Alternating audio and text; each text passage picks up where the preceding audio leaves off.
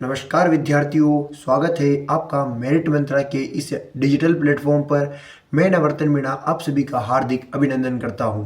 जैसा कि आप सभी जानते हैं कि मेरिट मंत्रा पर जो संजीवनी बैच चल रहा है, इसके अंदर हम लोग अपनी क्लासें रेगुलर रख रहे हैं और इन क्लासों के अंदर अब तक हमने टोटल 3 टॉपिक्स को कवर कर लिया है। इन 3 टॉपिक्स के अंदर हमने नवीनतम जिले और संभाग को कवर किया है, दूसरे नंबर पर स्थिति और विस्तार को कवर किया है और आज हमने जो है अपने भौतिक और प्रदेश को भी कवर कर लिया है। भौतिक प्रदेश में जो अरावली, मरुस्थल, मैदान, हाड़ौती का पठार, इन सबको अपन लोगों ने कवर किया है, बेसिक्स को कवर किया है। और अब अपन जो है इन चारों प्रदेश को बेसिक्स को जो क्या करने वाले हैं, पीवाईक्यू से पूरा रैपिड रिवीजन करने वाले हैं। इनकी 100 पीवाईक्यूज का एक पूरा भंडार लेकर आए हैं, जो आपके एग्जाम्स में आने वाले जितने एग्जाम्स आ रहे हैं अभी जनवरी के अंदर, उनके अंदर भी आपके लिए क्या होगा, एक रामबाण सिद्ध होने वाला है।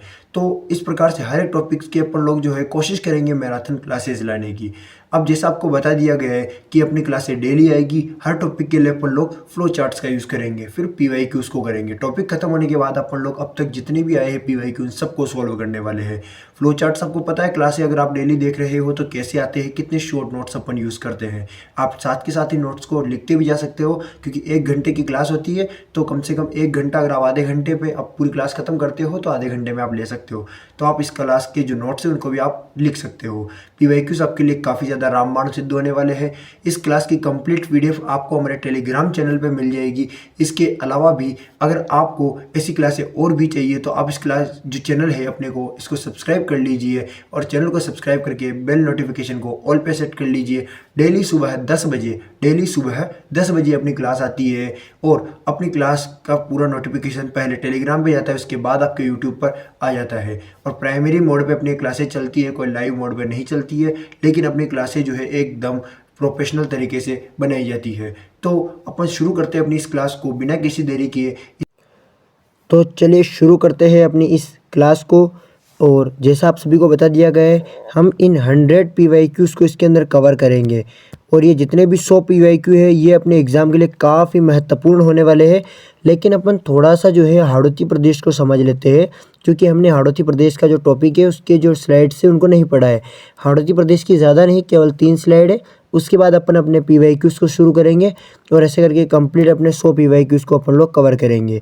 तो इतनी मेरी गारंटी है कि इन पीवाईक्यू से बाहर इस टॉपिक का एक भी प्रश्न नहीं जाने वाला है। इसीलिए आप लोग इस क्लास को एंड तक ज़रूर देखना, क्लास को स्किप करके मत देखना। आराम से आप अपने हिसाब से 2x पर 1.5x पर आराम से इसे देखना। चलिए अपन सबसे पहले हाड़ौती प्रदेश को अगर समझते हैं तो इसे अपन पूर्वी पठारी प्रदेश भी अपन कह सकते हैं। भूगर्भीय भौगोलिक संरचना को इसकी अपन समझ लेते हैं, आराम से इसे जूम करके समझेंगे क्लियरली। ये फ्लो चार्ट्स वैसे भी बहुत ज़्यादा उपयोगी है आप लोगों के लिए। देखो यह है पहली बात तो गोंडवाना लैंड का भाग है, गोंडवाना लैंड का क्या है, यह भाग है। दूसरी बात कि यह प्रायद्वीपीय भारत के पठार का भाग है, यानी कि भारत के जो पठारी भाग है, प्रायद्वीपीय भारत का पठारी भाग, उसका क्या है, यह भाग है। तीसरी बात कि यह मालवा के पठार का भाग है। चौथी बात कि यह दक्कन ट्रेप का भाग है। यानी कि अपन ने इसके 4 भाग पढ़े। देखो सबसे पहले तो अपन ने देखा कि यह किसका भाग है, गोंडवाना लैंड का भाग है। किसका भाग है, गोंडवाना लैंड का भाग है। सेकंड नंबर पे अपन ने देखा यह किसका भाग है, प्रायद्वीपीय पठार का भाग है। तीसरे नंबर पर मालवा के पठार का भाग है और चौथे नंबर पर दक्कन ट्रेप का भाग है। आपको याद रखना है ये चारों के चारों ही, ठीक है, एक ही चीज़, ये सब अलग अलग है, तो आपको सारों को अच्छे से याद रखना है। हमने देख लिया स्थान के यानी कि गोंडवाना लैंड और तैतीस सागर के संदर्भ में, भारत के संदर्भ में, पठारों के संदर्भ में और दक्कन ट्रेप के संदर्भ में भी अपन ने इसे समझा है। नेक्स्ट अपन लोग देखते हैं इसके निर्माण के बारे में, यानी कि दक्कन ट्रेप के बारे में अगर अपन समझे, यानी कि दक्कन ट्रेप की विशेषता, इसके निर्माण की प्रक्रियाओं को अगर अपन लोग थोड़ा डिटेल में समझने का प्रयास करते हैं तो यहाँ हम देखते हैं कि देखो इसको थोड़ा आराम से जूम करेंगे, पहले आपको क्लियर दिखे ना दिखे। ओके, यहाँ पे अपन सबसे पहले देखते हैं क्रिटेशियस युग में किसका निर्माण होता है, आपके हाड़ौती के पठार का, और किसके द्वारा होता है, ज्वालामुखी के दरारी उद्भेदन से इसका निर्माण होता है। बेसाल्टिक लावा के जमाव के कारण आपके जो है इसका निर्माण होता है और ट्रेप यानी कि सीढ़ी नुमा संरचना बन जाती है, तब जाके आपके पठारी प्रदेश का निर्माण होता है। देखो क्रिटेशियस युग में जब ज्वालामुखियों का उद्गार हुआ, दरारी उद्भेदन, तब बेसाल्टिक लावा का जमाव जमने के कारण एक ट्रेप बन गया, यानी कि सीढ़ीनुमा संरचना बन गई और उसे क्या कहा गया, दक्कन ट्रेप कहा गया। और इसी से किसका निर्माण हुआ, अपने हाड़ौती के प्रदेश का निर्माण हुआ। अब इसी के साथ में हाड़ौती प्रदेश में जो काली मिट्टी पाई जाती है, इसका निर्माण कैसे होता है, तो ज्वालामुखी के द्वारा निकले गए लावा या मैग्मा के ठंडे होने से बनी बेसाल्ट चट्टानों के क्षरण से, यानी कि उनके टूटने से कौन सी मिट्टी का निर्माण होता है, अपने काली मिट्टी का निर्माण होता है। जब वह लावा ठंडा हो गया और वह चट्टानों के रूप में बन गया, उसके बाद वह जब उसके कण कण अलग होने लगे, जब वो बिखरने लगा, तो वह बिखर कर क्या बन गया, काली मिट्टी के रूप में बन गया। इसकी विशेषताओं को समझिए तो यहाँ पर 80 से 100 सेंटीमीटर या 100 सेंटीमीटर से भी अधिक क्या हो जाती है, वर्षा होती है। मिट्टी की बात करें तो काली, रेगुर, वर्टिसोल, कपासी, बेसाल्ट ऐसी मिट्टियाँ यहाँ पर पाई जाती है। कैसी, काली हो गई, रेगुर कह सकते हो, वैज्ञानिक भाषा में वर्टिसोल कह सकते हो, कपासी कह सकते हो, बेसाल्ट मृदा कह सकते हो, क्योंकि बेसाल्ट चट्टानों से इसका निर्माण हुआ है। तो ये कौन सी मिट्टी को कहते हैं, काली मिट्टी को ही सब कुछ कहते हैं। कृषि की बात करें तो यहाँ पर आर्द्र व्यापारिक कृषि होती है, जिसमें कपास, सोयाबीन और मसाले सर्वाधिक होते हैं। वनस्पति की बात करें तो सवाना तुल्य क्या पाई जाती है, अपने हाड़ौती पठार में वनस्पति पाई जाती है। नेक्स्ट अपन हाड़ौती पठार को समझे तो इसके दो पार्ट है, विंध्यन कगार और दक्कन लावा का पठार। अब देखो यह जो प्रदेश है कैसा प्रदेश है, यानी कि गौण भाग है। कैसा भाग है, गौण भाग है। अर्धचंद्राकार पहाड़ियाँ जैसे मुकुंदरा हिल्स, बूंदी हिल्स, ठीक है, नदी निर्मित मैदान, शाहाबाद उच्च भूमि, डग गंगाधर भूमि और ऊपर माल का पठार, ये सब क्या है, इसके गौण भाग, यानी कि इसके ही भाग है। ये किसके, हाड़ौती के पठार के भाग। ऊपर माल का पठार याद रहे, अरावली का भाग नहीं है, ये है आपके हाड़ौती के पठार का भाग है। डग गंगाधर उच्च भूमि, यह भी आपके हाड़ौती के पठार का भाग है। शाहाबाद उच्च भूमि, नदी निर्मित जो मैदान है और अर्धचंद्राकार पहाड़ियाँ, ये सब किसका भाग है, हाड़ौती के पठार का भाग है। इसमें अपन ने जो प्रकार देखे थे, विंध्यन कगार, दक्कन लावा पठार। अपन इनको थोड़ा समझ लेते हैं। सबसे पहले अपन जो है विंध्यन कगार को समझेंगे और विंध्यन कगार की विशेषताओं के ऊपर अपन बात करते हैं। तो ये इस श्रेणी का विस्तार जो है मुकुंदरा हिल्स जो है उसी में इसका विस्तार है, यानी कि मुकुंदरा की जो पहाड़ियाँ है वो उनके अंदर कौन सी श्रेणी का विस्तार है, विंध्यन श्रेणी का। चट्टानें कौन सी है विंध्यन श्रेणी के अंदर, तो बलुआ पत्थर की चट्टानें हैं। और क्वार्टर जो चट्टानें कौन सी श्रेणी में है, विंध्यन श्रेणी में। सर्वोच्च चोटी कौन सी है इसकी, तो वो है सद्भावना शिखर या फिर गुडविल पीक या कालूमार, ये कौन सी है, विंध्यन कगार की सर्वोच्च चोटी है। राजस्थान में विंध्यन कगार जो है यह एक कगार है, यानी कि एक किनारा। विंध्यन कगार का मतलब होता है किनारा। क्या होता है, किनारा।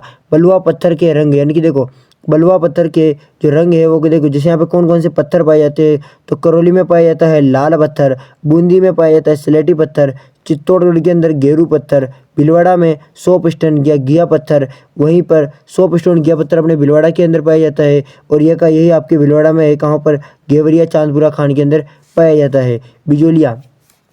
बिजोलिया के अंदर जो है आपके पट्टी कातले वाला जो पत्थर है वो पाया जाता है।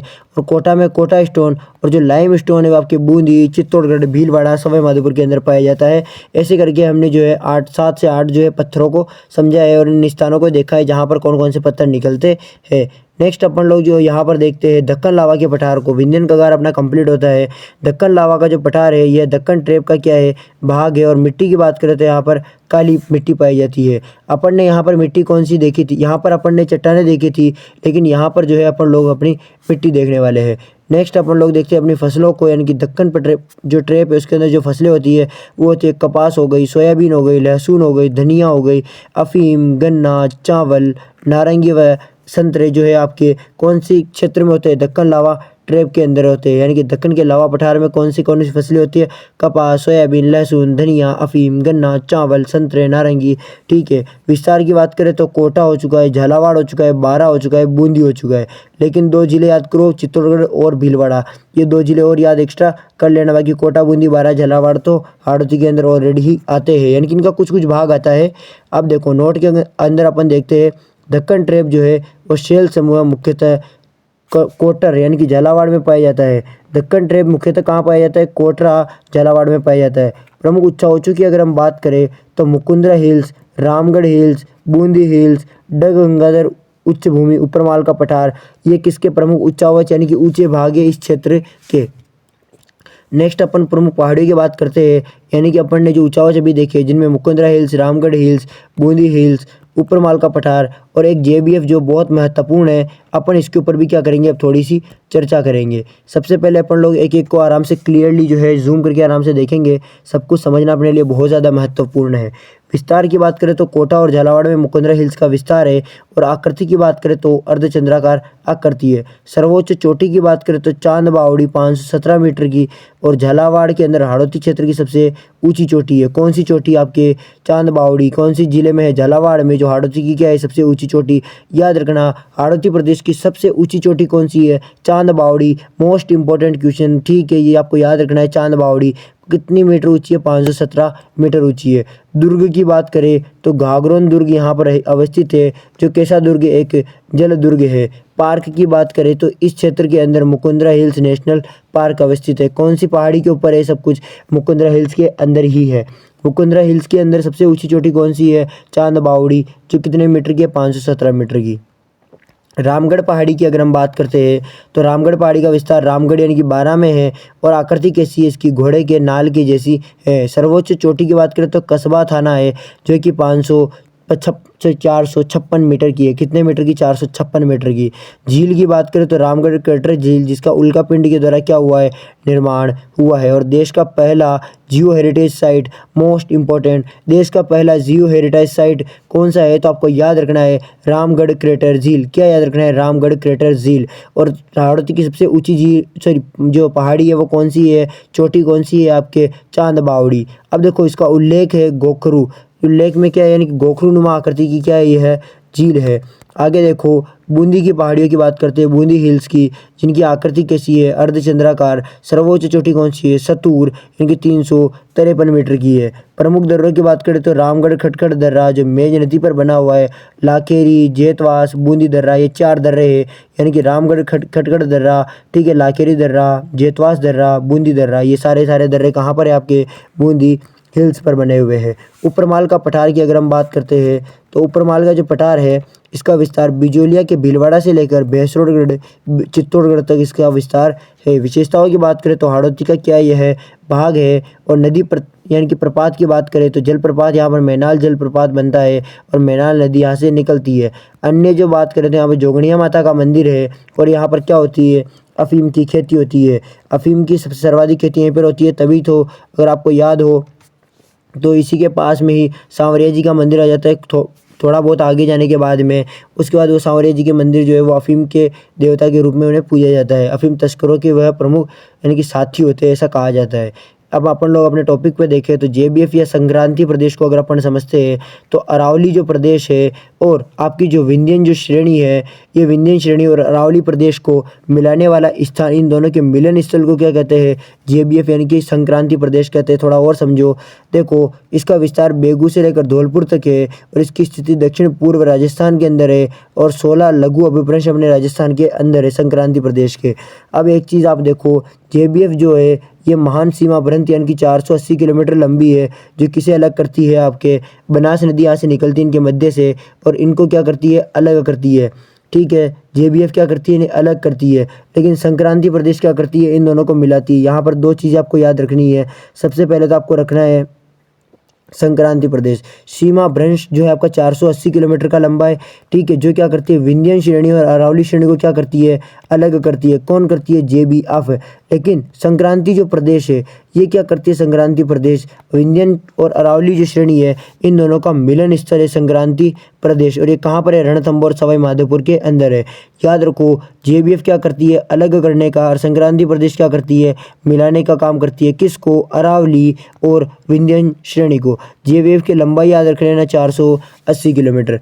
नेक्स्ट अपन लोग जो है अपने क्वेश्चन आंसर्स को शुरू कर देते हैं। अब अपन लोगों ने जो है अपने कंप्लीट अपने हाड़ौती को पढ़ लिया है। उससे पहले अपन लोगों ने अरावली को कंप्लीट कर लिया। थार के मरुस्थल को अपन लोगों ने बहुत बेसिक से समझा। उसके कम से कम अपने 3 क्लासें लगी थी। चौथे नंबर पे अपन ने अरावली की क्लास लगाई थी। 5वीं क्लास अपन ने पूर्वी मैदान की लगाई थी। आज ये 6वीं क्लास है अपने भौतिक प्रदेश की, जिसके अंदर अपन ने हाड़ौती को कवर करके अब अपन लोग अपने टॉप 100 MCQs यानी कि सॉरी PYQs को करेंगे, जिसमें कि आप लोगों के लिए जो है यह एक रामबाण सिद्ध क्लास होने वाली है। क्लास को अभी तक देख रहे हो तो लाइक करके फटाफट से दोस्तों के पास में शेयर कर दीजिए और चैनल को सब्सक्राइब नहीं किया है तो सब्सक्राइब कर लीजिए, क्योंकि हर विद्यार्थी के लिए इस तरीके के फ्लो चार्ट्स जो है मेरिट मंत्रा पर हमेशा आते रहेंगे। इसलिए आप लोग जो इस चैनल को ज़रूर सब्सक्राइब करना और इन फ्लो चार्ट्स को लेने के लिए डिस्क्रिप्शन में दिए हुए टेलीग्राम को ज्वाइन कर लेना। वहाँ पर आपको फ्लो चार्ट्स की PDF मिल जाएगी। चलिए सबसे पहले प्रश्न को देखते हैं। राजस्थान के भौतिक प्रदेशों का सर्वप्रथम वर्गीकरण किसने किया था? हमने पढ़ा था PC मिश्रा ने क्या किया था, सर्वप्रथम इनका वर्गीकरण किया था। रामालोचन के वर्गीकरण को क्या कहा गया था? सर्वमान्य कहा गया था, लेकिन फिर इन्होंने 12 लघु प्रदेश दिए थे। इसी प्रकार से जो है इन्होंने 2 क्या दिए थे, बड़े बड़े भाग दिए थे, और 4 क्या दिए थे, जो है उपभाग दिए थे, और 12 क्या दिए थे, लघु भाग दिए थे। इसीलिए फिर बाद में ये ज़्यादा बड़ा होने के कारण से काट पीट कर इसी को जो है शॉर्टली करके और 4 भागों में बांट दिया गया था, जिसे अपन वर्तमान में पढ़ते हैं। पश्चिमी रेतीले मैदान की पूर्वी सीमा कौन निर्धारण करता है? अपना जो मरुस्थल है इस साइड में, ठीक है, ये यहाँ पर आपके अरावली है, इस साइड में आपका कंप्लीट मरुस्थल है। ये इसको 2 भागों में बांटते हैं। कह रहा है कि पश्चिमी रेतीला मरुस्थल है, इसकी पूर्वी सीमा यानी कि ये आपकी पूर्व दिशा हो गई इसकी, ये इसकी पश्चिम दिशा हो चुकी है, ये उत्तर दिशा है और ये दक्षिण दिशा है। पूर्व के अंदर यानी कि मरुस्थल की पूर्वी सीमा का निर्धारण कौन करता है? 50 सेंटीमीटर करता है। और आपके 25 सेंटीमीटर क्या करती है? मरुस्थल को 2 भागों में बांटती है, यानी कि शुष्क और अर्ध शुष्क में बांटने का कार्य करती है। 10 सेंटीमीटर आपकी जो है चांदनगांव से निकलती है, ठीक है। नेक्स्ट अपन देखते हैं बाप बोल्डर किस युग से संबंधित है? जुरासिक युग से संबंधित है क्या बाप बोल्डर? नेक्स्ट देखते हैं राजस्थान में मरुस्थल का विस्तार किस दिशा में है? तो मरुस्थल का विस्तार अरावली के विपरीत है। अरावली कौन सी दिशा में है? दक्षिण पश्चिम से लेकर उत्तर पूर्व की दिशा में। तो इसका विपरीत कर लो, उत्तर पूर्व से दक्षिण पश्चिम। ये आपका राइट आंसर हो चुका है। ये आपको याद रखना है। दक्षिण पश्चिम से उत्तर पूर्व कौन सा है? आपके अरावली है। कौन है आपके? अरावली का ढाल है, यानी कि अरावली का विस्तार है। और इसका कहाँ पर है? आपके उत्तर पूर्व से दक्षिण पश्चिम।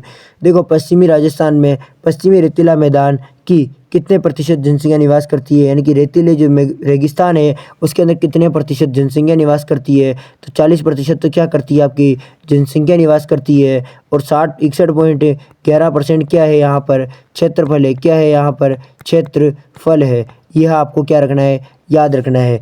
नेक्स्ट अपन लोग चलते हैं यहाँ पर अगले क्वेश्चन पे। थार का मरुस्थल किसका अवशेष है? तो देखो अपन ने 2 पार्ट है अपने राजस्थान में, गोंडवाना लैंड, 33 सागर, जिसमें अगर आप देखते हो तो जो आपका थार का मरुस्थल है, जो थार का मरुस्थल हो चुका है, जो आप लोगों के आपके मैदानी प्रदेश है। कौन सा प्रदेश? मैदानी प्रदेश।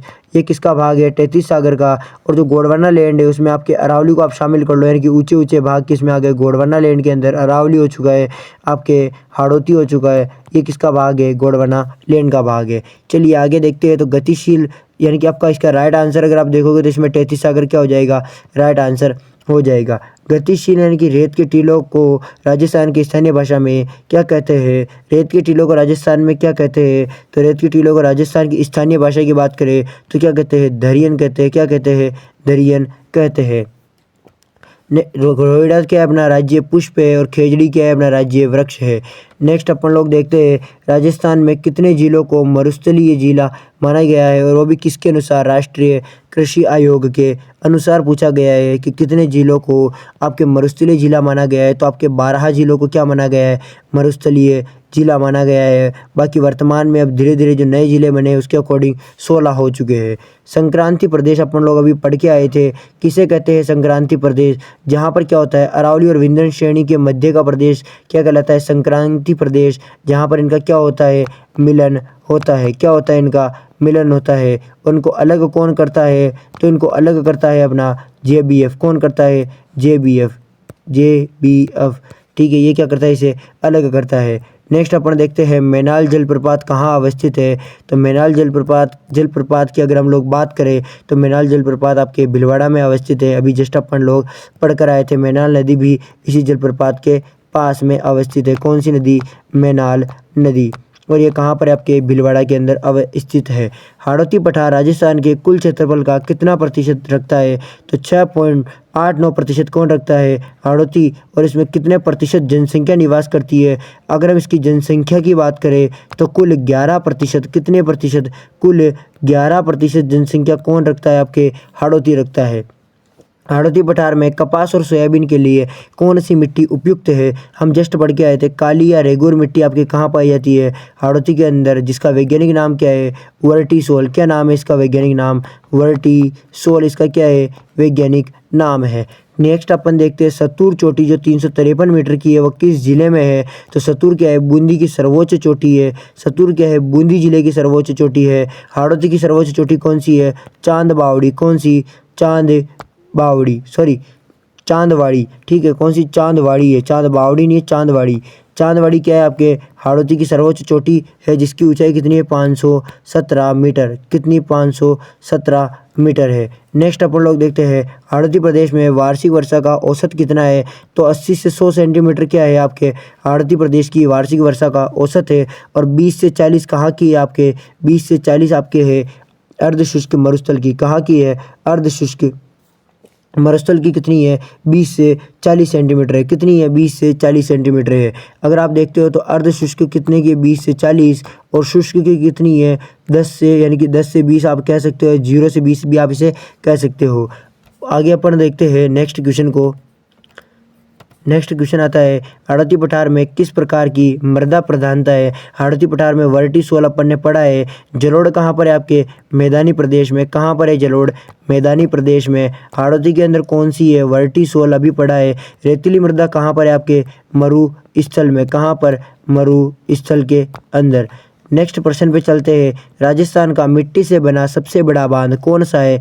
पांचना बांध है। कौन सा बांध है? पांचना बांध क्या है? मिट्टी से बना सबसे बड़ा बांध है। सबसे पहले अपन बिसलपुर की बात करते हैं, तो यह क्या है? कंक्रीट निर्मित बांध है। सबसे बड़ा क्या है? कंक्रीट निर्मित बांध है।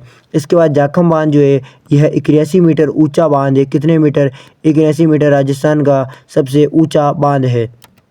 राज्य का सबसे लंबा बांध जो है माही बजाज सागर है। सबसे लंबा बांध कौन सा है? माही बजाज सागर है, जिसकी ऊंचाई कितनी है? 3109 मीटर है। ये कहाँ पर अवस्थित है? तो देखो आपके हर एक जिलों को अगर अपन देखते हैं तो देखो प्रतापगढ़ के अंदर तो क्या है आपके? 56 का मैदान है। 56 का मैदान कहाँ पर है आपके? प्रतापगढ़ के अंदर है। और बांसवाड़ा में क्या है आपके? माही बजाज सागर बांध है। यहीं पर कागदी पिक्का बांध भी अवस्थित है। देखो बनास बेसिन में स्थित निर्जन पहाड़ी या पठारी भूभाग को क्या कहते हैं? तो देखो बनास के अंदर अपन ने 3 चीज़ें पढ़ी थी। सबसे पहले पढ़ा था अपन ने खेराड़ को पढ़ा था। और खेराड़ क्या होता है? जो आपका जहाजपुर हो चुका है, जहाजपुर और आपका जो टोंक है, इनको मिलाने के बाद में जो क्षेत्र बनता है उसे क्या कहते हैं? खेराड़ कहते हैं। लेकिन एक शब्द और आया था जिसका नाम था माल खेराड़। क्या आया था? माल खेराड़। और इस माल खेराड़ का मतलब था कि जहाजपुर और टोंक का जो क्षेत्र है, यानी कि जो पूरा खेराड़ है, इसको मिलाने के बाद में शेष भीलवाड़ा को भी आप इसमें शामिल करो। शेष भीलवाड़ा को क्या करो? इसमें शामिल करो। यानी कि शेष भीलवाड़ा को शामिल करने के बाद में आपका कौन सा क्षेत्र बनेगा? माल खेराड़। अपना प्रश्न पूछ रहा है निर्जन पहाड़ी युक्त भूमि कौन सी है? तो आपके पींडमान का मैदान क्या है? निर्जन पहाड़ी युक्त भूमि है। डांग की रानी किसे कहते हैं? तो करौली को क्या कहते हैं? डांग की रानी कहते हैं। वहीं धौलपुर को क्या कहते हैं? डांग का राजा कहते हैं। डांग का राजा किसे कहते हैं? धौलपुर को कहते हैं डांग का राजा। हाँ, अब कमेंट के अंदर ज़रूर बताना कितने क्वेश्चन सही निकलते हैं। अभी तक अपन ने कितने क्वेश्चन कर लिए हैं? तो हम लोग स्लाइड नंबर 23 पर चल रहे हैं, जिसमें से अपन ने 4 स्लाइड जो अपने हाड़ौती पे निकाली, तो अपन अभी 19 नंबर के क्वेश्चन पे चल रहे हैं। आप कमेंट में ज़रूर बताना कि इन 100 प्रश्नों में से आपके कितने क्वेश्चन गलत निकलते हैं और कितने प्रश्न राइट निकलते हैं।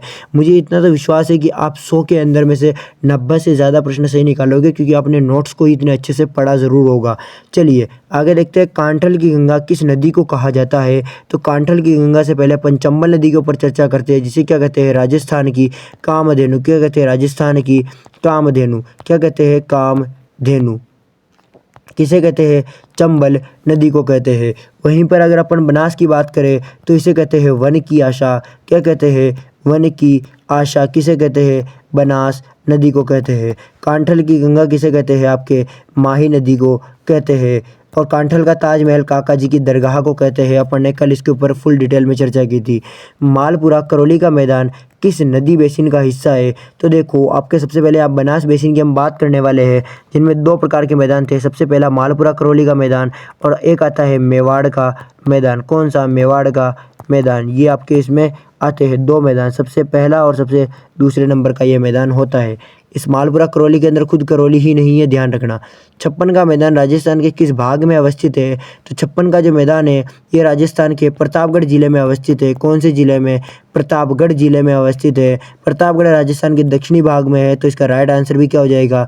दक्षिणी भाग हो जाएगा। चंबल नदी के द्वारा निर्मित गहरी खाइयाँ और बीहड़ युक्त क्षेत्र को क्या कहते हैं?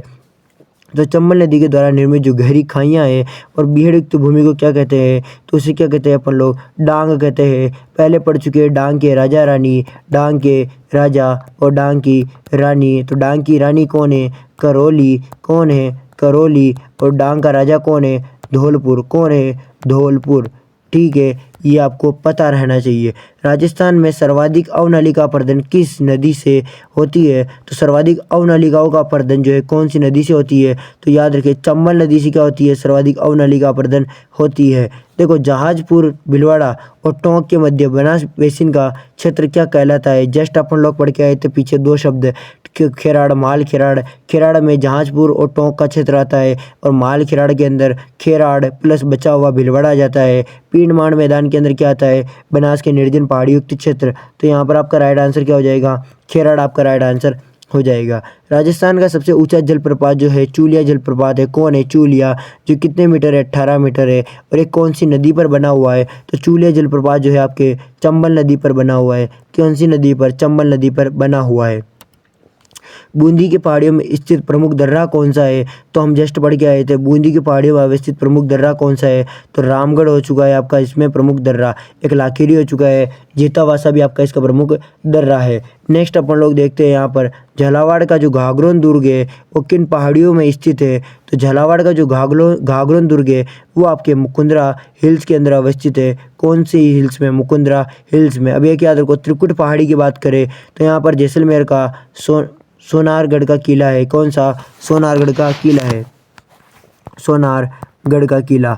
वहीं पर चिड़िया टूक की बात करें तो यहाँ पर मेहरानगढ़ जोधपुर का है। मेहरानगढ़ का किला अब स्थित है। नेक्स्ट अपन चलते हैं यहाँ पर लूणी नदी के अपवाह क्षेत्र को झालोर में, लूणी नदी के अपवाह क्षेत्र को झालोर में किस नाम से जाना जाता है? तो झालोर में से रेल या नाड़ा के नाम से जाना जाता है।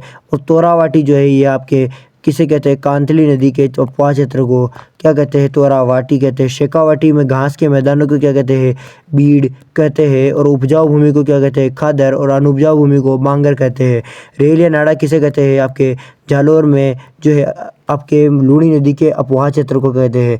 बाकी अगर आपसे इससे पूछा जाता है कि लूणी नदी के अपवाह क्षेत्र को क्या कहते हैं तो आपका आंसर होगा गोडवाड़ प्रदेश। क्या है? गोडवाड़ प्रदेश। ठीक है, आपको ये सब कुछ पता रखना है। कुबड़पट्टी राजस्थान के किन जिलों में फैली हुई है? तो कुबड़पट्टी राजस्थान के नागौर और अजमेर जिलों में फैली हुई है। कौन से जिलों में? नागौर और अजमेर जिलों के अंदर कुबड़पट्टी फैली हुई है। नेक्स्ट अपन चलते हैं घग्गर नदी के पाट को क्या कहा जाता है? यानी कि घग्गर नदी के अपवाह क्षेत्र को क्या कहते हैं? तो अपन पढ़ के आए थे नाली क्या कहते हैं? घग्गर नदी के अपवाह क्षेत्र को। वहीं तोरावाटी किसे कहते हैं? कांतली नदी के अपवाह क्षेत्र को। राइट आंसर अपना एक हो जाएगा। नेक्स्ट है शेखावाटी क्षेत्र में स्थानीय भाषा में कच्चे कुओं को क्या कहते हैं? तो शेखावाटी क्षेत्र में जो कच्चे कुएं उन्हें क्या कहते हैं? जोहड़ कहते हैं। क्या कहते हैं? जोहड़ कहते हैं किन्हें? कच्चे कुओं को। और इन्हीं के अंदर एक चूने की लास्ट में परत पाई जाती है। जब ये कच्चे कुएं ज़्यादा आपके गहराई में होते हैं तो उन्हें क्या कहते हैं? अपन चौबी कहते हैं। अक्कलवुड फॉसिल पार्क किस जिले में स्थित है? तो अक्कलवुड फॉसिल पार्क आपके जैसलमेर जिले में अवस्थित है। कौन से जिले में अवस्थित है? जैसलमेर जिले में।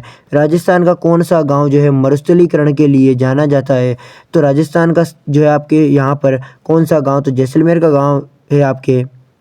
सबसे पहले आप यहाँ पर देखो जैसलमेर आपके जो है मरुस्थलीकरण के लिए एक गांव है जिसका नाम है नाचना गांव। सम गांव क्या है? जहाँ पर 0 सेंटीमीटर क्या होती है?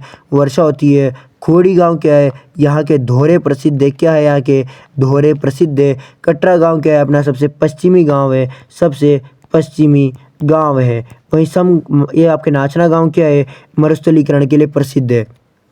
राजस्थान में अर्धचंद्राकार बालू का स्तूप को क्या कहते हैं? तो अर्धचंद्राकार बालू का स्तूप को क्या कहते हैं? बरखान कहते हैं। क्या कहते हैं? बरखान कहते हैं। बरखान की जब एक भुजा बढ़ जाती है तो उसे अपन क्या कहते हैं? सीप कहते हैं। सब्र काफी जो है आपके झाड़ियों के पीछे बनते हैं।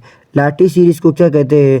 लाठी सीरीज आपकी एक भूगर्भिक जल पट्टी है। क्या है लाठी सीरीज? एक भूगर्भिक जल पट्टी है। नेक्स्ट अपन चलते हैं, राष्ट्रीय मरु उद्यान किन जिलों में अवस्थित है? तो राष्ट्रीय मरु उद्यान आपके जैसलमेर और बाड़मेर में अवस्थित है, जो कि कितना है? 1900 जैसलमेर में है और 1200 आपके बाड़मेर में है। कुल मिलाकर 3100 के आसपास जो है आपका कौन सा है? आपके राष्ट्रीय मरु उद्यान जो है जैसलमेर और बाड़मेर में अवस्थित है, 3100 किलोमीटर। हमादा क्या होता है? तो हमादा होता है चट्टानी मरुस्थलों को क्या कहते हैं? हमादा कहते हैं। क्या कहते हैं? हमादा। और ये कहाँ पाए जाते हैं? बालू का स्तूप मुक्त क्षेत्र में। कहाँ पाए जाते हैं? बालू का स्तूप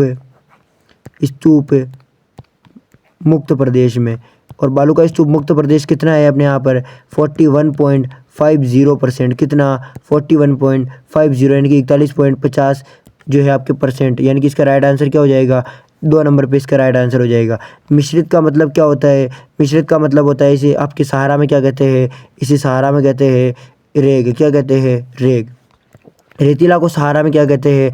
इर्ग कहते हैं। क्या कहते हैं? इर्ग कहते हैं।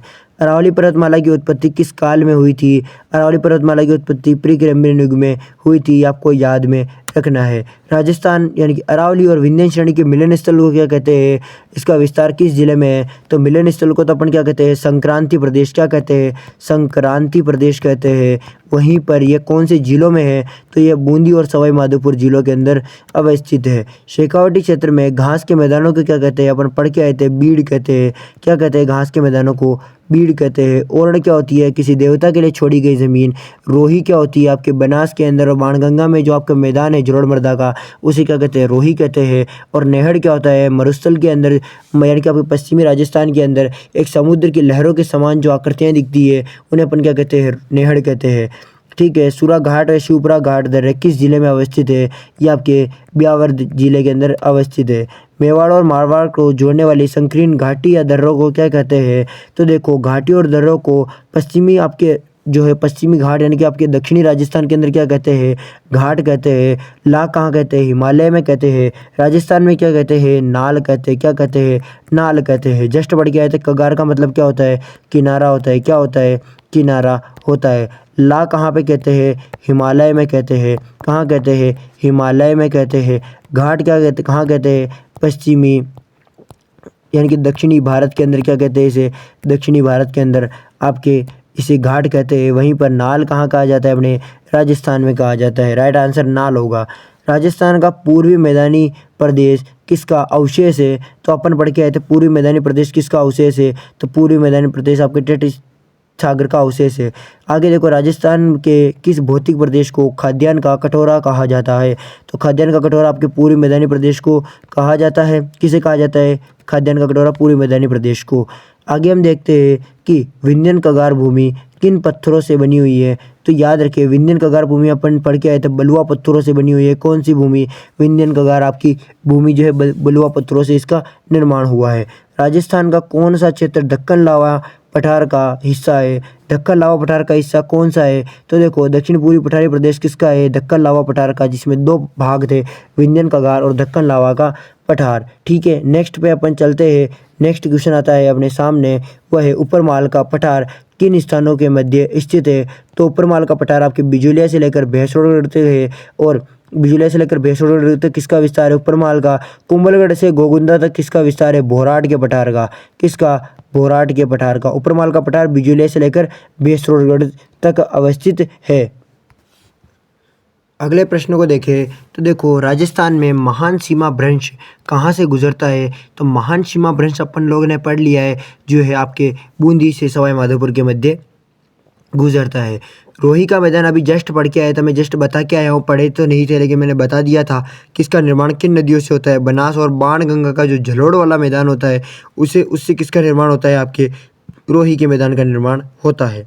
ये सब देखो, सहायक नदियाँ चंबल और पार्वती एक दूसरे की सहायक है। चंबल की सहायक नदी पार्वती हो चुकी है, माही की सहायक जाखम हो चुकी है, लूनी की सहायक जवाई हो चुकी है।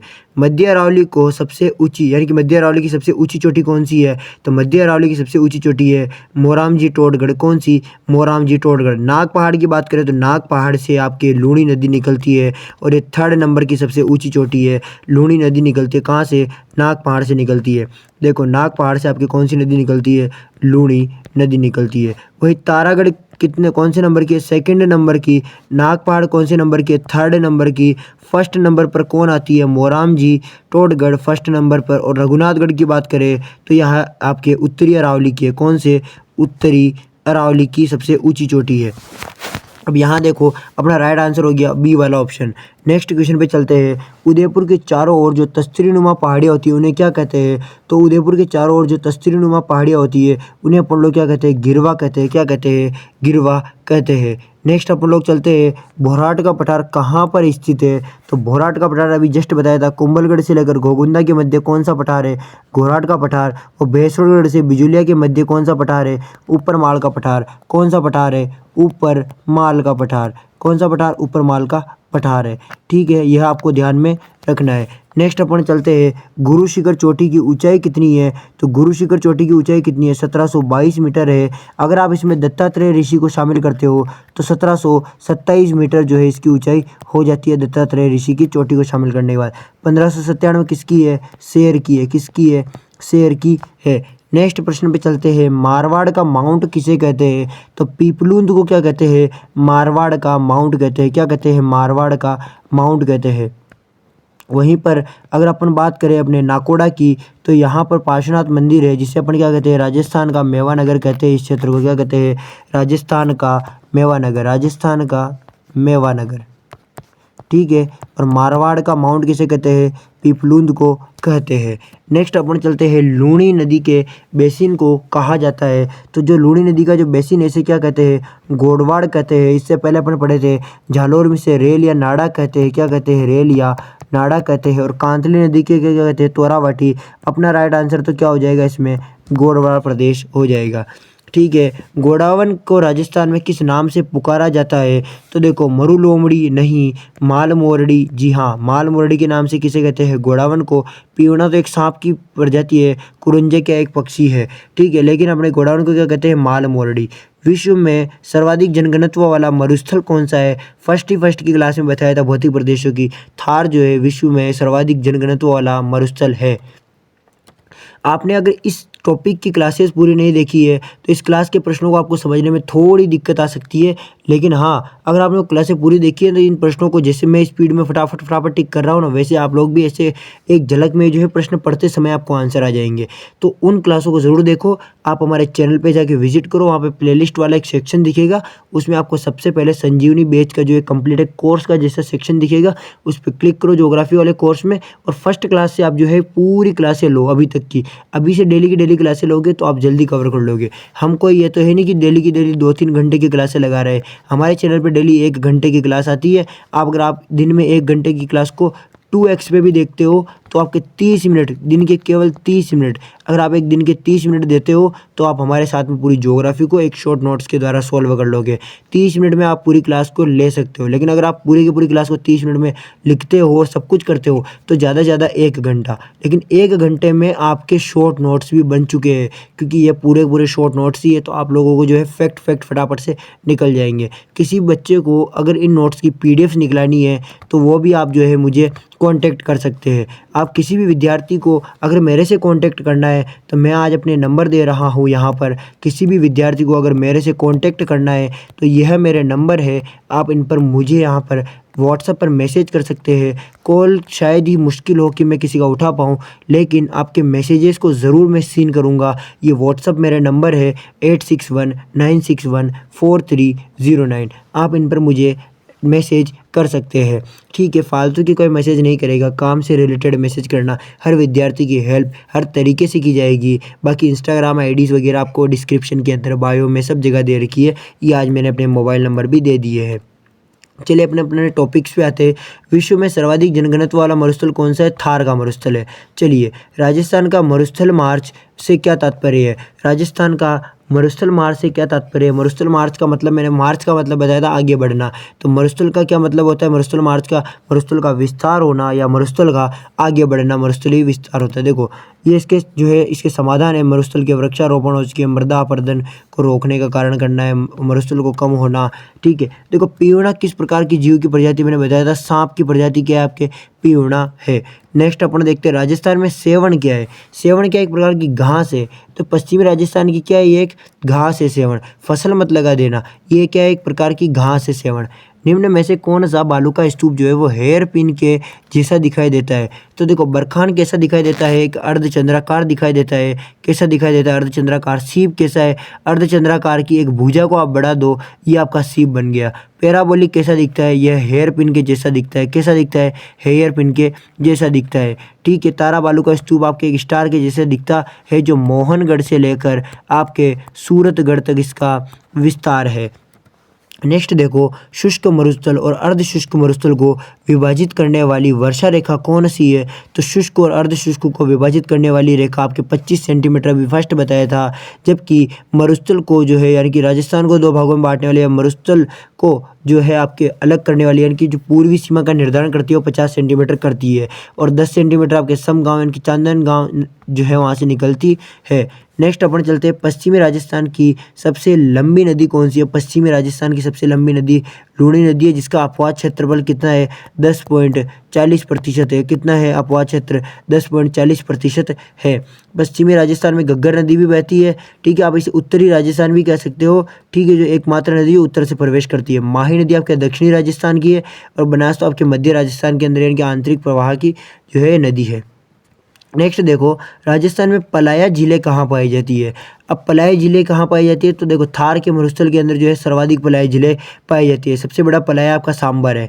ठीक है, अब राजस्थान के मरुस्थल में पाए जाने वाले अर्धचंद्राकार रेत के टीलों को क्या कहा जाता है? बार बार आ रहा है ये क्वेश्चन, इसका मतलब बहुत ज़्यादा महत्वपूर्ण है। क्या कहते हैं? बरखान कहते हैं। राजस्थान में पालीवाल ब्राह्मणों वाली बात आती है, यानी कि इनकी कृषि पद्धति हो गई, इनकी जल संरक्षण पद्धति हो गई। ये क्या है? इसका क्या नाम था? खड़ीन था। क्या नाम था? खड़ीन था। नेक्स्ट देखो, 56 की जो पहाड़ियाँ है राजस्थान के किस जिले में फैली हुई है? तो 56 की पहाड़ियाँ बालोतरा में है। पहले किस में आती थी? बाड़मेर में। वर्तमान में किस में आ चुकी है? बालोतरा में आ चुकी है। कौन सी पहाड़ियाँ? आपके 56 की पहाड़ियाँ। आपके पश्चिमी राजस्थान में बालू का स्तूप मुक्त प्रदेश कितना है? 41.5 क्या है आपके? बालू का स्तूप मुक्त है। वहीं 58.9 है बालू का स्तूप युक्त। तो कितना है आपके? युक्त तो हो चुका है आपके 58.5, और मुक्त कितना हो चुका है? 41 जो है आपके 5 हो चुका है। 61.11 क्या है आपके? मरुस्थल का विस्तार है। 40% क्या है? मरुस्थल की जनसंख्या है। राजस्थान में किस क्षेत्र को थली कहा जाता है? थली का मतलब तल हो चुका है, और तल आपके दक्षिण पश्चिमी मरुस्थल को कहते हैं। किस क्षेत्र को थली कहा जाता है? तो मरुस्थल के उत्तरी भाग को कहते हैं थली कहते हैं। उत्तरी भाग में कौन से जिले आते हैं? बीकानेर, चूरू जैसे जिले मरुस्थल के उत्तरी भाग में आते हैं। यानी कि जो आपका मरुस्थल है, इस मरुस्थल का कौन सा भाग? उत्तरी भाग। कौन सा भाग? उत्तरी भाग जो है इसके अंदर कौन सी, इसे क्या कहते हैं? थली कहते हैं। ठीक है, अब देखो रेग किस प्रकार के मरुस्थल को कहा जाता है? हम जस्ट पढ़ के आए थे। इर्ग तो आपके किसे कहते हैं? रेतीले मरुस्थल को क्या कहते हैं? इर्ग कहते हैं। वहीं रेग किसे कहते हैं? आपके मिश्रित या कंकड़ पत्थर वाले मरुस्थल को क्या कहते हैं? रेग कहते हैं। चट्टानी मरुस्थल को क्या कहते हैं? हमादा कहते हैं। क्या कहते हैं? हमादा कहते हैं। यह आपको याद रहना चाहिए। सेम किस प्रकार की समस्या है? तो सेम जो है आपके कैसी समस्या? एक पारिस्थितिक परिवर्तन जलाधिक्यता क्या है आपकी? सेम इसकी समस्या है। कांतली नदी के प्रवाह क्षेत्र को क्या कहते हैं? तोरावटी कहते हैं। बार बार आपको मैं बोल रहा हूँ। नाली क्या है आपके? नाली आपके घग्गर नदी के प्रवाह क्षेत्र को क्या कहते हैं? नाली कहते हैं। घग्गर नदी के प्रवाह क्षेत्र को क्या कहते हैं? नाली कहते हैं। नेक्स्ट देखो, राजस्थान में तारा बालू का स्तूप मुख्यतः कहाँ पाए जाते हैं? अभी बताया था मोहनगढ़ से सूरतगढ़ तक कौन से बालू का स्तूप पाए जाते हैं? तारा बालू का स्तूप पाए जाते हैं। राजस्थान में अरावली पर्वतमाला की कुल लंबाई कितनी है? तो अरावली पर्वतमाला की राजस्थान में पूछी गई है, तो वो है आपके 550 किलोमीटर। और अगर आपसे पूछा जाए अरावली पर्वतमाला की कुल लंबाई कितनी है, तो ये आपके कम कुल लंबाई हो गई। और राजस्थान के संदर्भ में पूछे तो 550 मीटर हो चुकी है। नेक्स्ट देखो, यानी कि कुल 80%। 550 का मतलब हो चुका है कुल 80%। ठीक है, अरावली पर्वतमाला की तुलना अमेरिका के किस पर्वत से की गई है? तो अरावली पर्वतमाला की तुलना राजस्थान के अमेरिका के अपलेशियन पर्वत से इसकी तुलना की गई है। नेक्स्ट आता है, वर्तमान में अरावली पर्वत किस प्रकार का पर्वत है? तो अरावली जो पर्वत है ये एक अवशिष्ट पर्वत बन चुका है, जबकि पहले क्या था, ये वलित पर्वत था। पहले तो क्या था, वलित पर्वत था, और वर्तमान में कैसा हो चुका है, एक अवशिष्ट पर्वत हो चुका है। वर्तमान में एक अवशिष्ट पर्वत हो चुका है। आगे देखो, राजस्थान में जल विभाजक का कार्य कौन करता है? तो जल विभाजक का कार्य राजस्थान के अंदर तो कौन कर रहा है? अरावली पर्वतमाला कर रही है। कल की क्लास में हमने भारत के सारे जल विभाजक बताए थे, जिसमें अरावली भी शामिल थी, और अरावली राजस्थान में अवस्थित होने के कारण इसे राजस्थान का जल विभाजक कहते हैं। कोटा स्टोन किस प्रकार का पत्थर है? तो देखो, कोटा स्टोन एक चूना पत्थर है। कैसा पत्थर है? चूना पत्थर है। क्या है आपकी कोटा स्टोन? देखो, देश का पहला जियो हेरिटेज साइट किसे घोषित किया गया था? हम पढ़कर आ चुके हैं अभी जस्ट। देश का पहला जियो हेरिटेज साइट रामगढ़ क्रेटर झील 12 को जो है इसको जियो हेरिटेज साइट घोषित किया गया था। सांबर झील मत लगा देना, थोड़ा ध्यान देना। रामगढ़ क्रेटर झील को पहला जियो हेरिटेज साइट घोषित किया गया। घोड़े की नाल की आकृति वाली जो है आपकी पहाड़ी कौन सी है? तो हम पढ़कर आए थे, घोड़े की नाल के समान मुकुंदरा हिल्स है। कौन सी? मुकुंदरा हिल्स किसके समान है? मुकुंदरा हिल्स नहीं आएगा इसके अंदर, अपने रामगढ़ 12 ही आएगा। इसका आंसर भी कौन सा होगा? रामगढ़ 12 होगा। यहाँ थोड़ा सा जल्दीबाजी में गलती हो चुका है। देखो, रामगढ़ 12 आपके घोड़े की नाल की आकृति के समान है। आगे देखो, हाड़ौती पठार में पाई जाने वाली आकृतियों में अर्धचंद्राकार जो पहाड़ियाँ है वो कौन सी है? तो अर्धचंद्राकार पहाड़ियाँ है आपके मुकुंदरा हिल्स, जबकि घोड़े के नाल के समान आपके कौन सी है? आपके रामगढ़ 12 वाली। तो ये कहाँ पर है? बूंदी के अंदर है। कहाँ पर है? बूंदी की जो पहाड़ियाँ हैं और मुकुंदरा की जो पहाड़ियाँ, ये कहाँ पर? ये क्या है? आपके अर्धचंद्राकार पहाड़ियाँ हैं। हाड़ौती क्षेत्र की सबसे ऊंची चोटी चांदवाड़ी है। कौन सी? चांदवाड़ी। और कहाँ स्थित है? तो चांदवाड़ी आपके हाड़ौती के अंदर कहाँ स्थित है? झालावाड़ में स्थित है। 517 मीटर। कितनी? 517 मीटर। देखो, नेक्स्ट क्वेश्चन पे अपन आए, और नेक्स्ट क्वेश्चन में देखो, मुकुंदरा हिल्स मुख्यतः किस जिले में स्थित है? मुकुंदरा हिल्स कोटा झालावाड़ में स्थित है। ऑप्शन में देखो, जयपुर अलवर ऑलरेडी गलत हो गया, उदयपुर राजसमंद गलत हो गया, अजमेर नागौर गलत हो गया। अपने को पता है मुकुंदरा हिल्स दक्षिण में है, यानी कि दक्षिण पूर्व में है। कहने का मतलब हाड़ौती में है, तो कोटा झालावाड़ हाड़ौती का ही भाग है। हाड़ौती का पठार किस प्राचीन भूखंड का अवशेष है? तो हाड़ौती का पठार किसका भाग है? मैंने कहा था ऊंचे ऊंचे, तो आपके ऊंचे नाम से गोंडवाना लैंड, और जो आपके नीचे है यानी कि छोटे नाम से आपके 33 सागर जो है ये आपके मैदान, यानी कि इसका राइट आंसर आपका क्या हो जाएगा? गोडाउन हो जाएगा, जिसमें आपके हाड़ौती आ चुका है, जिसमें आपके अरावली भी इसी का ही भाग है। ठीक है, एक ही क्वेश्चन के ऊपर बार बार चर्चा करने से कोई मतलब नहीं है। 2-3 बार कर चुके हैं अपन इसके ऊपर चर्चा। पूर्वी मैदानी प्रदेश में जनसंख्या घनत्व कैसा है? पूर्वी मैदानी प्रदेश की बात कर रहा है तो जनसंख्या घनत्व कैसा है? सर्वाधिक जनसंख्या घनत्व है। न्यूनतम की बात करें तो आपके मरुस्थल में आएगा। कौन आएगा? मरुस्थल में आएगा। सेकंड यानी कि मध्यम की बात करें तो मध्यम में आपका ये हाड़ौती आप ले सकते हो। नेक्स्ट देखो, प्रतापगढ़ का प्राचीन नाम कांठल था, और ये कौन सी नदी से संबंधित है? कांठल आपके किससे संबंधित है? आपके माही नदी से संबंधित है कांठल। ठीक है, इसे कांठल की गंगा भी कहते हैं। क्या कहते हैं? इसे कांठल की गंगा भी कहते हैं। इसके बाद देखो, राजस्थान में बीहड़ का सर्वाधिक घनत्व किस नदी या किस जिले में है? तो बीहड़ का सर्वाधिक घनत्व आपकी कौन से जिले में है? धौलपुर में क्या है? सर्वाधिक बीहड़ का घनत्व पाया जाता है। ठीक है, नेक्स्ट अपन देखते हैं, पूर्वी मैदानी भाग राजस्थान के कुल क्षेत्रफल का कितना प्रतिशत है? मैदानी भाग की बात की गई है। 23% क्या है आपके मैदानी भाग जो है कुल क्षेत्रफल है, और इसमें से 23% में से भी केवल 39% यानी कि कुल 39% जो है आपके जनसंख्या यहाँ पर निवास करती है। 9% की बात करें तो ये अरावली का भाग है, जिसमें से 10% जनसंख्या निवास करती है। 61% क्या है? आपके मरुस्थल है, जिसमें 40% जनसंख्या निवास करती है। कितनी? 40%। वहीं 7% क्या है? आपके हाड़ौती है लगभग, जिसमें 11% जनसंख्या निवास करती है। ठीक है, मेवल क्षेत्र कहाँ स्थित है? तो मेवल क्षेत्र जो आपके डूंगरपुर बांसवाड़ा के मध्य की जो पहाड़ियाँ होती है उन्हें क्या कहते हैं? मेवल कहते हैं। डूंगरपुर बांसवाड़ा के मध्य की पहाड़ियों को क्या कहते हैं? मेवल कहते हैं। पूर्वी मैदानी प्रदेश में मुख्य रूप से कौन सी मृदा पाई जाती है? तो पूर्वी मैदानी प्रदेश जो है मैदानों के अंदर जो है एल्फी-सोल या जलोढ़ मृदा पाई जाती है।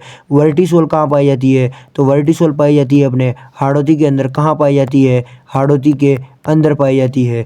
और जबकि एरिडो और इंसेप्टिसोल आपके कहाँ पाई जाती है? आपके अरावली प्रदेश के अंदर पाई जाती है। कहाँ पर? अरावली प्रदेश के अंदर। एरिडोसोल आपके मरुस्थल के अंदर पाई जाती है। चलिए, अब आप लोगों को अगर यहाँ पे कुछ शब्द समझने में प्रॉब्लम आ रही है तो आप लोग जो है इन शब्दों को समझने में प्रॉब्लम आ रही है तो सुनने पे थोड़ा ज़्यादा ध्यान दीजिए।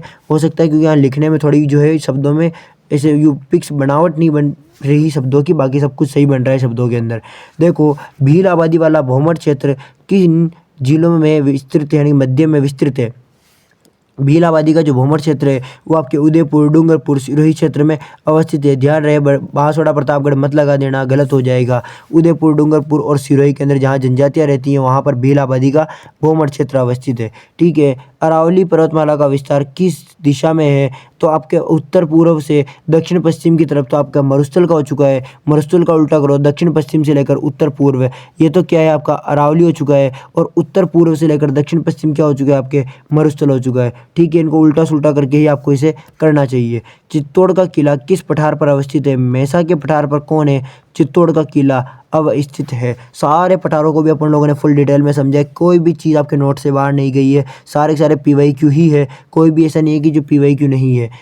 देशरों को किन पहाड़ियों के मध्य जो है मध्य स्थित है? तो देशरो आपके जरगा और रागा पहाड़ी के मध्य अवस्थित है। ठीक है। नेक्स्ट देखो, पूर्वी सिरोही की तीव्र ढाल वाली पहाड़ी को स्थानीय भाषा में क्या कहा जाता है? तो सिरोही की जो तीव्र ढाल वाली जो पहाड़ियाँ होती है उन्हें क्या कहते हैं? तो सिरोही के अंदर जो तीव्र ढाल वाली जो पहाड़ियाँ होती है उन्हें अपन क्या कहते हैं? यानी कि तस्तरी नुमा को तो गिरवा कहते हैं और तीव्र ढाल वाली कंगे नुमा आकृति की भाकर कहलाती है। क्या कहलाती है? भाकर कहलाती है। लसाड़िया का पठार राजस्थान के किस जिले में विस्तृत है? तो लसाड़िया का पठार वर्तमान में कहाँ गया? सलूम्बर में गया। आपके कौन सा लसाड़िया का पठार कहाँ पर गया? सलूम्बर के अंदर गया। नेक्स्ट अपन देखते हैं उड़िया का पठार, जो राज्य का सबसे ऊंचा पठार है। ये उड़िया का पठार कहाँ है? आपके सिरोही के अंदर, जिसमें गुरु शिखर भी क्या है? स्थित है। गुरु शिखर भी आपके यहीं पर है। ठीक है, ये थोड़ा सा आपको ध्यान रखना है। आप देखो, उत्तरी अरावली की सर्वोच्च चोटी कौन सी है?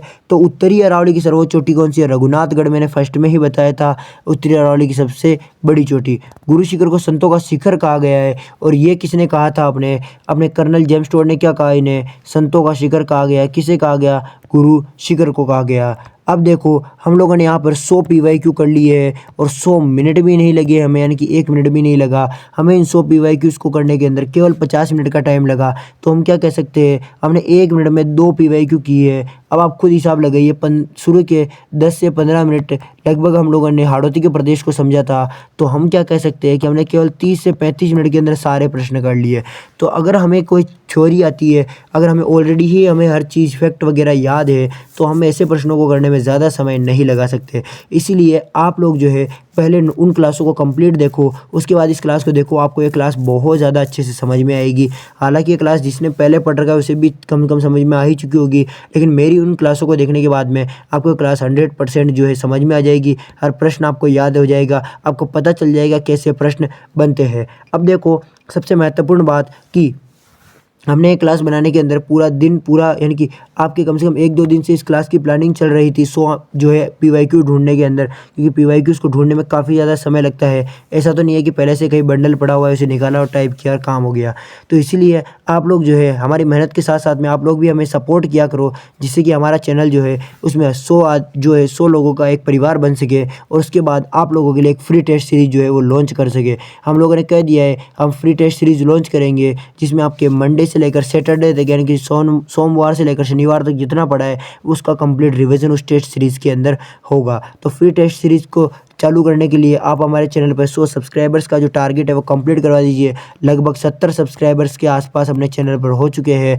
तो अब आप लोग जो है 100 सब्सक्राइबर अपने कवर करा दीजिए, केवल 30 ही सब्सक्राइबर चाहिए। और सबसे बड़ी बात, हम लोग जो है अगली बार ऐसे ही एक बड़े टॉपिक को लाएंगे, उसको कवर करेंगे, फिर उसके भी इसी तरीके से मैराथन को करेंगे। और जैसे ही ज्योग्राफी अपने 200 सब्सक्राइबर पूरे होते, कितने 200 सब्सक्राइबर आप पूरे करवाते हो, तो हम इसी ज्योग्राफी सब्जेक्ट्स की कंप्लीट एक महा मैराथन क्लास लाएंगे 10 से 12 घंटे की, जिसके अंदर हम लोग सारे के सारे जितने भी 13, 15, 20 जितने भी टॉपिक आप ज्योग्राफी के अंदर है वो सारे कवर करेंगे। ठीक है। तो अगर आप चाहते हो कि इस तरीके की क्लासें जो है हमारी हर सब्जेक्ट की आए, हर टॉपिक के ऊपर आए, हर टॉपिक के PYQ आए और बेस्ट तरीके से हमें पढ़ाया जाए, तो हमें सपोर्ट कीजिए, हम आपके लिए और बेहतर करने का प्रयास करेंगे। अब एक समय के बाद में जब अपने सब्सक्राइबर आराम से 10,000 सब्सक्राइबर होते हैं, तो हम लोग आप लोगों के लिए डिजिटल बोर्ड की व्यवस्था करके आप लोगों को डिजिटल बोर्ड पर पढ़ाना शुरू करेंगे। अभी हम लोग जो है अपने लैपटॉप्स के ऊपर पढ़ा रहे हैं, जिससे कि आप लोगों को कुछ वर्ड्स लिखते हैं तो वो कम समझ में आते हैं, लेकिन हम लोग अपनी तरफ से पूरा पूरा बेहतर करने का प्रयास करते हैं, इसलिए आप लोग भी हमें सपोर्ट किया करिए। अब इस पूरी क्लास की पीडीएफ आपको हमारे डिस्क्रिप्शन जाना, उसमें आपको यहाँ पर टेलीग्राम का लिंक मिलेगा, टेलीग्राम को ज्वाइन करके वहाँ से इस पीडीएफ को डाउनलोड कर लेना। तो मिलते हैं अपनी नेक्स्ट क्लास में, तब तक के लिए जय हिंद जय भारत।